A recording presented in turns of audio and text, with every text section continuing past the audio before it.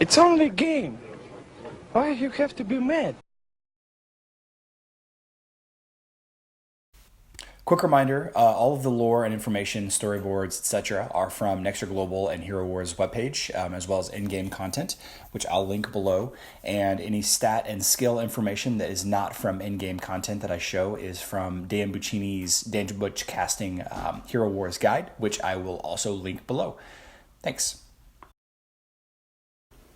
A sharp knock at the window startles Cornelius Witt, a respectable member of the Academy, a well-known scientist and artist. The venerable man turns around and sees a spring wren, a rare bird of these parts, beating against the glass. The sight takes him back to a time 3 years ago when a bird just like this was flapping its wings against the windows of the Strongford Library. And then the stained glass exploded into hundreds of piercing shards, letting an army of dark wizards, led by Crag, into the spacious reading room. Witt remembers the snap decision to burn his life's work to the ground. He cast the Dargany Ash spell just in time to destroy his magnum opus, Methods of Countering the Darkness. Enraged and disappointed, Crag let out a fierce shriek. That very second, pain encompassed Cornelius's body. While the dark squad escorted Witt, bound by magic, the scientist withdrew from the torturous sensations, trying to think the situation over in his head.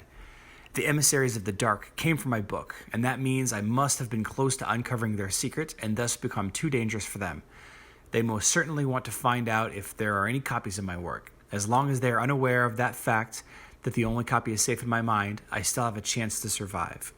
Several days later, the group reaches the outskirts of Gavin, the capital of the Dark Elf traders to the Dominion. At the time, high-ranking Dark officers were staying there, and they were quite pleased with such a catch. So thus began the torture. If only you knew how thrilled the Dark Elves were to torment the scientists that brought up their hated Galahad, Aurora, and Ginger. And trust me, mages are adept in the ways of inflicting pain without spilling a single drop of blood. His mind gripped tighter and tighter as if by a vice. Cornelius was brought to utter exhaustion. Painful hallucinations created by the best dark sorcerers produced visions of his loved ones dying in front of his eyes, of the Dominion falling, and the dark reigning supreme. After spells smothered him in clouds of utter hopelessness and despair, 2 years went by from his capture, but he felt like the torture had already lasted hundreds of years, and it showed no signs of stopping. But even when his mind defied him, even when his body was about to collapse, Cornelius never gave up. Despite being a man of advanced age, almost an elder, he still managed to stay sane and never reveal the secrets of his research. And do you know why? He learned to oppose and even suppress the magic. The dark mages themselves held the key to solving the mystery. Cornelius had realized that a long time ago and had been honing his skills to perfection ever since. It was a sight to behold when Witt, imperious and dignified, descended from the platform, breaking his restraints as if they were made of glass.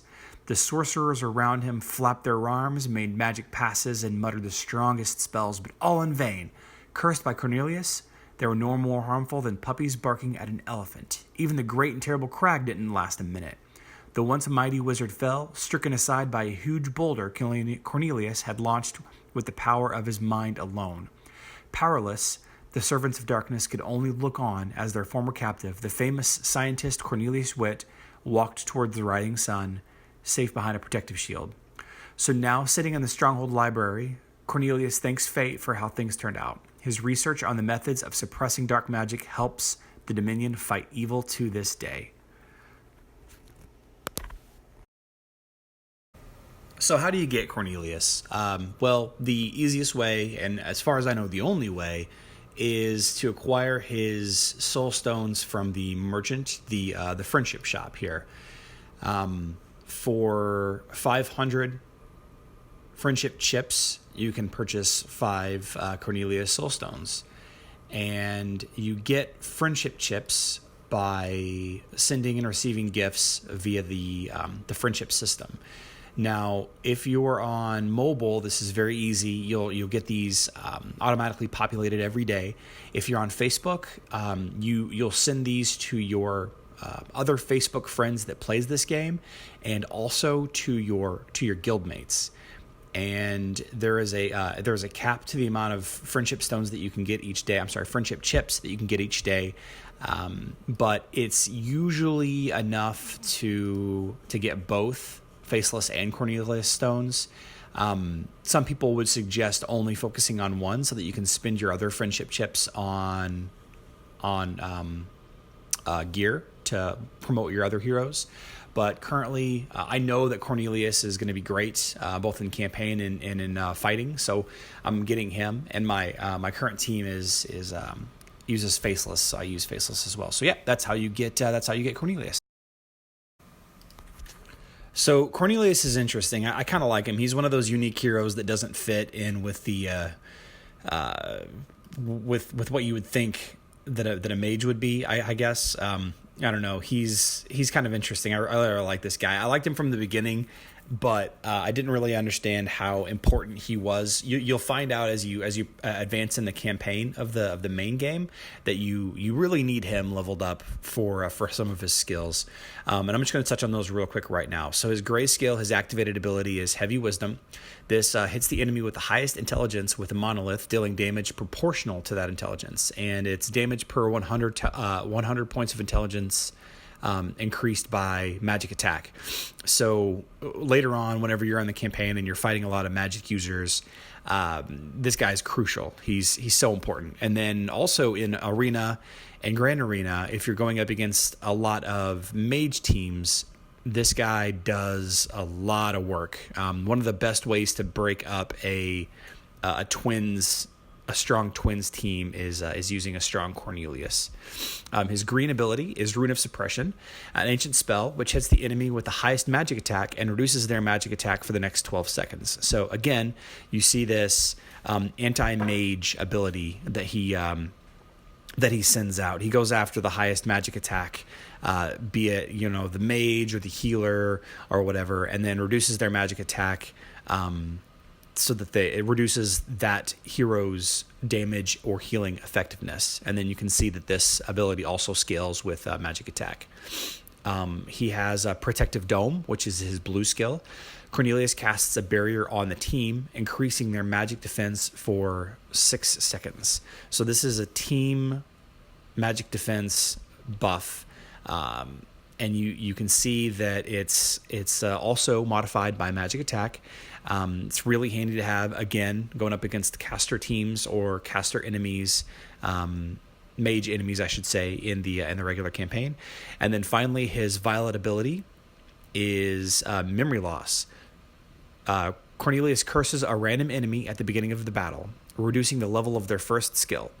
If Cornelius dies, the curse will disappear. So this is an interesting ability that basically decreases the target's first skill by a certain number of levels based on how high of a level this is. So, you can see here target's first skill level decreased by 10. If I were to hit, if I were to hit Astaroth with this ability, his activated ability, his team shield would be reduced in level by 10 points. So that's kind of handy as well. He's got 3 skins. His regular skin is intelligence, being that's his primary stat. He has a stellar skin, which is kind of cool. It's a health increase. And then his angel skin, which I prefer probably out of the 3 the most, is a magic attack skin. We'll talk about his stats in just a second. His glyphs are magic attack, health, armor, magic defense, and intelligence. With a hero like this, I would probably focus on magic attack first before I hit the other ones, being that these 3 here are all 3 defensive abilities: armor, magic defense, and health. I would focus on these if your team doesn't have a great way to protect Cornelius. But once you get a high enough level, I believe it's Violet rank 2, to unlock this 5th glyph. Intelligence is a great stat as well. It's just, it takes a while to get that unlocked. So in the meantime, you can work on magical attack. His glyph, pretty standard issue there.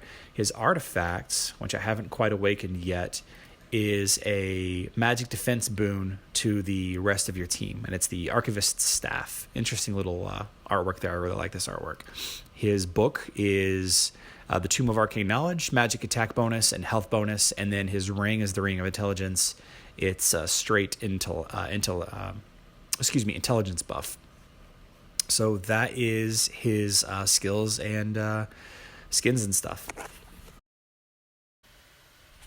Cornelius is classified as a mage and support character. His main stat is intelligence, and he fights in the back row. He's got 3 skins. His max power overall with skins and everything fully leveled up. He ranks middle of the road, about 21 in the power stat. But we all know that power doesn't mean everything. As far as his actual statistics go, he's 3rd overall in intelligence, and his health is 13th. His magic attack is 5th. Magic defense is 15th, and then everything else is below average. Of course, agility and strength. He's not an agility or a strength hero. He's not a physical attack or an armor hero. His health, like I mentioned, is pretty good, but it could use some. It could definitely use some help there.